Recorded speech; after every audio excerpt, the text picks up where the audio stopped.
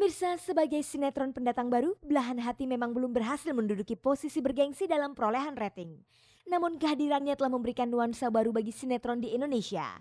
Meski ceritanya diadaptasi dari film cerita asing, setting dan karakter yang dibangun tetap memiliki unsur lokal. Cerita yang ditampilkan pun terasa lebih dekat dengan keseharian kita.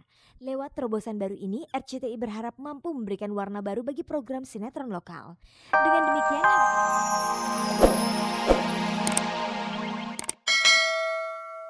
Selamat sore pemirsa, saya Tracy Trinita akan menemani Anda selama 30 menit ke depan dalam tayangan favorit Anda, Cek dan Recheck.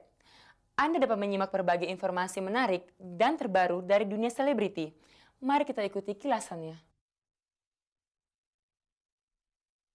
aksi demo anti-Amerika kian marak saja di Indonesia. Apakah hal ini berpengaruh pada jenis usaha yang mengusung nama Amerika di Indonesia? Simak pula ulasan mengenai sinetron Belahan Hati yang ditayangkan di RCTI tiap Senin hingga Jumat pukul 8.30 dan pukul 18. Sinetron yang bakal dibuat 1000 episode ini memberikan warna lain yang lebih cerah di dunia sinetron. Jangan lewatkan profil seorang pemain biola muda bernama Maila Faiza Wiguna atau yang lebih dikenal dengan nama Faiza. Selain ahli bermain alat musik gesek, ternyata Faiza juga pandai menyanyi. Sore ini Anda juga bisa menyaksikan berita aktual tentang resepsi pernikahan Eko Patrio dan Fiona Rosalina yang digelar hari Jumat kemarin. Simak pula berita baru yang menyangkut hubungan asmara penyanyi dangdut Iis Dahlia dengan Andri. Setelah dikabarkan tinggal serumah dan menikah diam-diam, kini ada berita lain yang mengabarkan kalau Iis Dahlia menjadi penyebab gagalnya pernikahan Andri dengan tunangannya, seorang pramugari bernama Evi. Pemirsa, maraknya demo anti-Amerika belakangan hari ini membuat banyak pengusaha yang bergerak dalam bidang bisnis, produk yang berbau Amerika menjadi cemas. Pasalnya, karena dalam berbagai aksi tersebut, banyak sekali tindakan kekerasan dan perusakan. Bagaimana pengusaha kita mengantisipasikan hal ini? Kita simak saja tayangannya.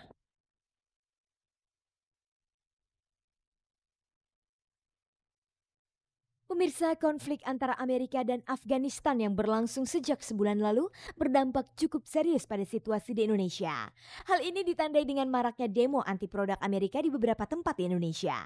Salah satunya yang membuat banyak orang khawatir adalah adanya ancaman keamanan untuk beberapa tempat makan yang dinilai berbau Amerika.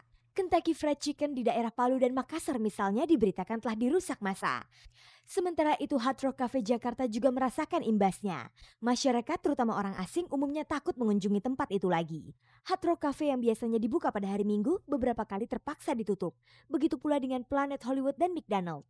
Lalu langkah apakah yang dilakukan para pengelola bisnis tersebut untuk mengantisipasi hal itu? Biasanya pihak kepolisian terdekat tuh selalu inform gitu ke kita, dan berapa intel juga yang keliling di Hard Rock ada, atau juga di Sarinahnya juga. Kekhawatiran tetap masih ada, tetapi sudah jauh lebih mengecil dan saya sungguh harap dalam waktu 1-2 minggu ini semua sudah terselesaikan. Terutama udah memasuki bulan ini kan, bulan Ramadan, supaya semuanya udah besok lebih beres lagi. Selain memperkuat keamanan dengan pihak berwajib, apakah mereka juga melakukan koordinasi keluar seperti ke kedubes atau langsung ke Amerika misalnya? Kita mengkoordinasi dengan segala pihak sih ya. Aku yakin untuk warga negara asing yang tinggal di Jakarta ini semuanya sama kantor beritanya sama duta besarnya udah di-warn gitu. Kita belum ada ya untuk koordinasi sendiri dari Amerikanya terus ke sama Hard Rock, gitu kita belum. Dari kitanya sendiri aja gitu loh. Inisiatif kita sendiri untuk istilahnya tuh menjaga biar tamu tuh tetap comfort. Kalau dari Amerika Embassy-nya kita belum ada. Kapolda setempat tuh benar-benar tolong kita banget. Contohnya kayak di Bali, kita nggak minta tolong saja, mereka sudah taruh aparatnya. Di Makassar mereka sudah taruh, dan kita berterima kasih benar-benar sama Kapolda. Mereka cepat sekali responsnya. Dibanding perusahaan asal Amerika yang lain, Kentucky Fried Chicken agaknya yang paling parah terkena imbas demo. Kayak terakhir pengeboman di Makassar itu ya. Saya tuh bisa rasakan bahwa seluruh karyawan saya sedih. Contoh juga kayak di KFC Palu juga kita mendapat banyak sekali hujatan dari penduduk setempat, dan restoran manajer pun berinisiatif sendiri untuk bilang bahwa actually ini adalah perusahaan Indonesia. Kita sudah 22 tahun di sini, kita tumbuh bersama-sama, cuman kebenaran namanya Kentucky Fried Chicken. Lantas apa harapan mereka setelah kejadian itu? Saya juga sungguh minta supaya dukungan orang-orang yang mendemo itu agar lebih calm down, karena seperti kita bilang bahwa kita ini sudah termasuk negara miskin. Kalau kita ribut-ribut terus, akhirnya kena juga kita semuanya. So I do hope semua. Aku sih nggak bisa komentar banyak, cuman mungkin itu ya hak mereka lah ya. Tapi lebih dipentingin lah yang di dalamnya dulu loh gitu loh. Karena nggak apa ya, nggak segampang itu loh untuk istilah anti apa anti anti sweeping segala macam atau anti Amerika gitu loh.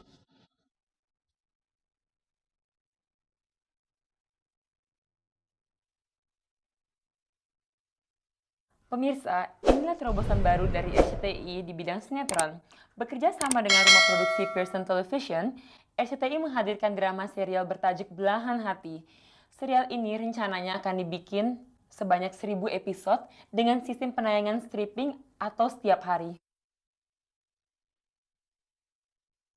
Pemirsa, sebagai sinetron pendatang baru, Belahan Hati memang belum berhasil menduduki posisi bergengsi dalam perolehan rating. Namun kehadirannya telah memberikan nuansa baru bagi sinetron di Indonesia. Meski ceritanya diadaptasi dari film cerita asing, setting dan karakter yang dibangun tetap memiliki unsur lokal. Cerita yang ditampilkan pun terasa lebih dekat dengan keseharian kita. Lewat terobosan baru ini, RCTI berharap mampu memberikan warna baru bagi program sinetron lokal. Dengan demikian, harapan bahwa sinetron lokal akan menjadi tuan rumah di negeri sendiri dapat tercapai sepenuhnya. Untuk tahap pertama, stasiun swasta pertama di Indonesia ini hanya memproduksi sebanyak 200 episode. Jumlah episode sebanyak itu ditargetkan untuk penayangan selama 1 tahun. Sinetron yang hampir sebagian besar pemainnya merupakan pendatang baru ini bercerita mengenai kehidupan sehari-hari yang di dalamnya syarat unsur cinta, intrik, perselingkuhan, pengkhianatan, dan sejumlah konflik keluarga lainnya. Belahan Hati merupakan drama serial hasil adaptasi salah satu film asing asal Inggris berjudul Forbidden Love. Apakah RCTI yakin penayangan sinetron Belahan Hati ini akan sukses seperti di negara asalnya? Kalau di sana ya, Belasan tahun udah. karena udah belasan tahun, kayak di Jerman itu 9 tahun, di Finlandia udah belasan tahun, itu memang bukan ini Belahan Hati ini. Forbidden Love itu Skilda Valda kalau di sana. Di Jerman. Itu udah rating 1. Setelah beberapa bulan tayang, bagaimana perolehan rating yang telah dicapai Belahan Hati? Setelah 12 minggu kita baru sampai belum sampai apa yang kita jangkaukan ya. Dari TV share kita sudah sampai 20-an, ratingnya masih bawah 10.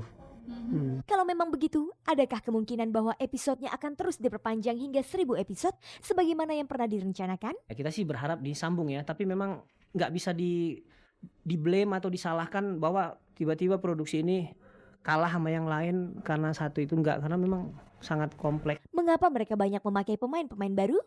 Apa yang kita perlu adalah pemain yang tidak terlalu terikat pada diri mereka sendiri atau dengan peran yang sudah mereka mainkan yang sudah terbesar di tempat lain. Bagaimana pula komentar para pemainnya itu sendiri?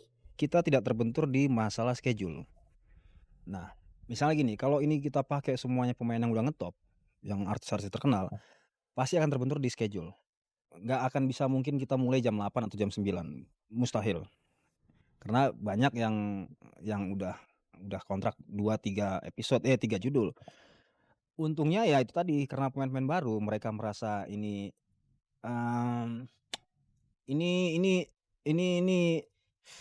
gua untuk memulai suatu kerja di mana gua harus bersungguh-sungguh, gimana gua harus bisa konsekuen sama schedule. Nah, itu yang kita dapat dari sini. Kita beradaptasi dengan semua, dengan kru, dengan cara kerjanya, semuanya itu pasti ya. Karena kan aku baru, jadi belum tahu gimana cara kerja mereka tuh kayak gimana.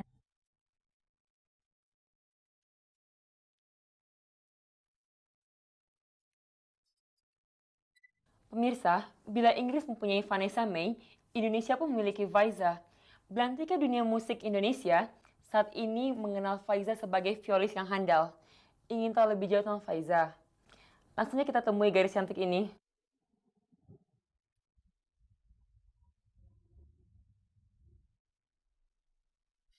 Pemirsa, jika Anda pecinta musik, mungkin nama Myla Faiza atau yang lebih dikenal dengan panggilan Faiza tidaklah asing lagi.